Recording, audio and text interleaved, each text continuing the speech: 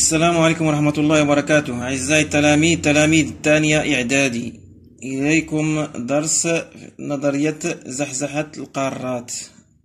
Chapitre 1, Théorie de la tectonique des plaques. Introduction.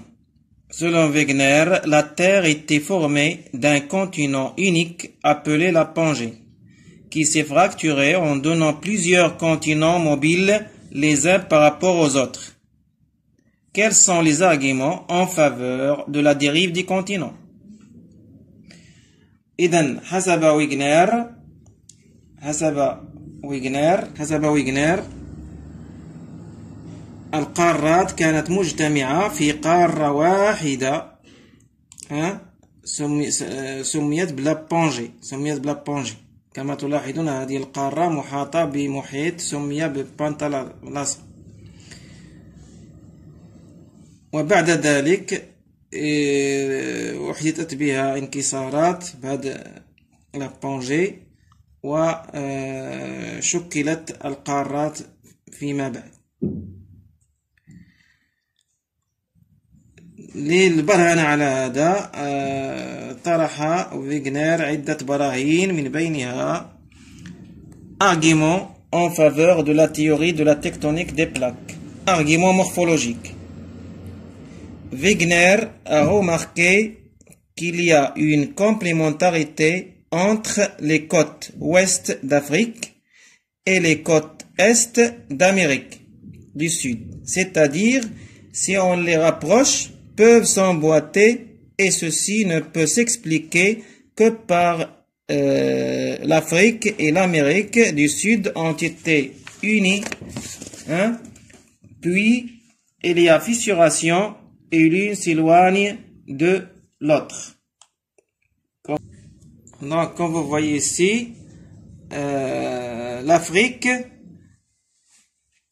le littoral ouest de l'Afrique et le littoral est de l'Amérique du Sud, on remarque qu'il y a une complémentarité entre ces deux côtes. Cette complémentarité n'est expliquée que par le fait que l'Afrique et l'Amérique ont été unies, puis il y a séparation et l'une s'éloigne de l'autre.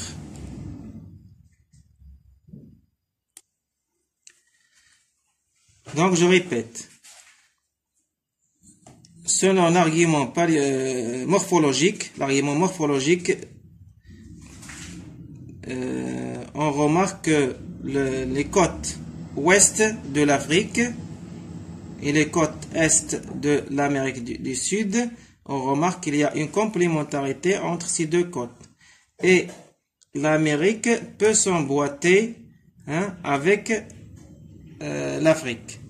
إذن حسب ويغنر هناك تكامل بين الساحل الغربي لإفريقيا والساحل الشرقي لأمريكا الجنوبية، ولا يمكن تفسير هذا التكامل إلا بكون القارتين كانتا ملتحمتين ثم ابتعدت الواحدة عن الأخرى.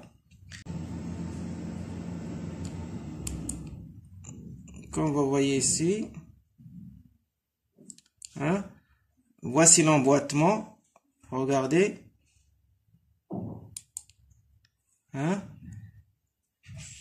هناك تكامل بين الساحل الغربي لإفريقيا والساحل الشرقي الساحل الغربي لأمريكا، الساحل الغربي لإفريقيا والساحل الشرقي لأمريكا الجنوبية. هناك تكامل بينهما.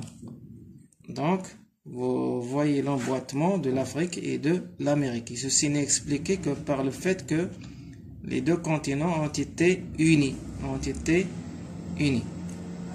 Nous allons passer maintenant à l'argument paléontologique. Pour l'argument paléontologique, des espèces fossiles âgées plus de 2000 millions d'années sont retrouvées dans différents continents. Cyanognathus, c'est un reptile prédateur terrestre. Mesosaurus, un petit reptile. Glossopteris, c'est une plante terrestre. les animaux terrestres ne peuvent pas traverser les océans actuels, donc lors de l'apparition de ces espèces, l'Afrique et l'Amérique du Sud et tous les continents où il y a ces fossiles ont été unis, puis l'un s'éloigne de l'autre. Donc, إذن حسب فيغنر هناك برهان آخر وهو البرهان المستحاثي، حيث عثر في طبقات الحقب الأول على مستحثات سيانوغناتوس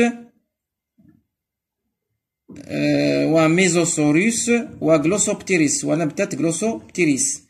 هذه المستحثات عثر عليها في طبقات الحقب الأول في إفريقيا وفي طبقات الحقب الأول في أمريكا الجنوبية، ولاحظ أن هناك تطابق بين مساحات توزيع هذه المستحثات، ولا يمكن تفسير هذا إلا بكون القارتين كانتا ملتحمتين أثناء ظهور هذه الكائنات في الحقب الأول. إذن comme vous voyez ici le Mésosaurus, voici l'ère de distribution de Mésosaurus en Afrique et en Amérique. Glossopteris, c'est une plante, Glossopteris du primaire. Ici le Cyanognathus, comme vous voyez ici, il y en a une complémentarité entre les zones où il existe ces fossiles. Et ceci n'est expliqué que par le fait que l'Afrique et l'Amérique ont été unies lors de l'apparition de ces êtres. Donc, كما تلاحظون فتوزيع هذه المستحثات في مناطق توزيع هذه المستحثات هناك تكامل بين هذه المناطق بين إفريقيا وأمريكا الجنوبية، ولا يمكن تفسير هذا إلا بكون القارتين كانتا ملتحمتين. الآن نمر إلى برهان آخر وهو البرهان الجيولوجي. بالنسبة للبرهان الجيولوجي l'argument géologique, des roches anciennes âgées de plus de 2 milliards d'années et des chaînes de montagnes plus récentes de 450 à 650 millions d'années qui les entourent présentent des similitudes spectaculaires, nature des roches, âge, type de déformation de part et d'autre de l'Atlantique, donc l'Afrique et l'Amérique du Sud ont été unis lors de la formation de ces roches. إذن هناك برهان آخر يدعم نظرية زحزحة القارات وهو البرهان الجيولوجي. مفاده أن فيغنر لاحظ أن هناك تكامل بين المناطق التي تتواجد بها صخور قديمة، صخور تعود إلى الحقب الأول، خاصة صخور الجرانيت.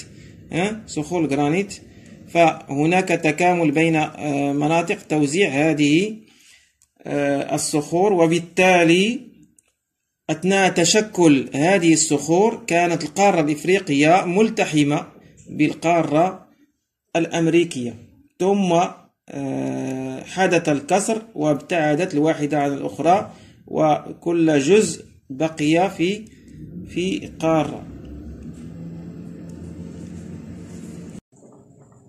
Merci de votre attention et à une autre vidéo prochainement, Inch'Allah.